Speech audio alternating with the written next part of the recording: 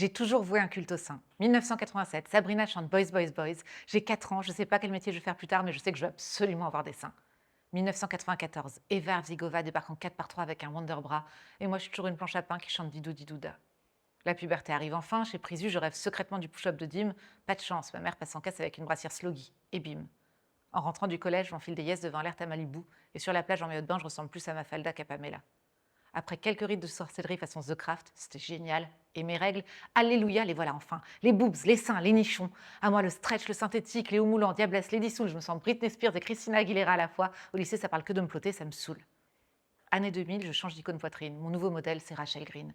Les tétons apparents dans ses t-shirts dans Friends, je balance mes soutifs moulés et je me pince les tétés. Ce mot est atroce, je vous l'accorde, mais il est toujours mieux que gougoute et puis il fallait bien que ça rime.